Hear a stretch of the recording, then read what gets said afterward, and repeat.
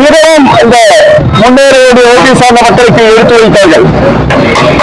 ஒவ்வொரு களத்திலும் அண்ணல் அம்பேத்கருடைய வழியில் ஜெய்பீம் என்ற கொள்கையை உயர தோற்று பிடித்த ஒரு மனிதன் அண்ணன் ஆம்ஸ்ட்ராங் அவர்கள்.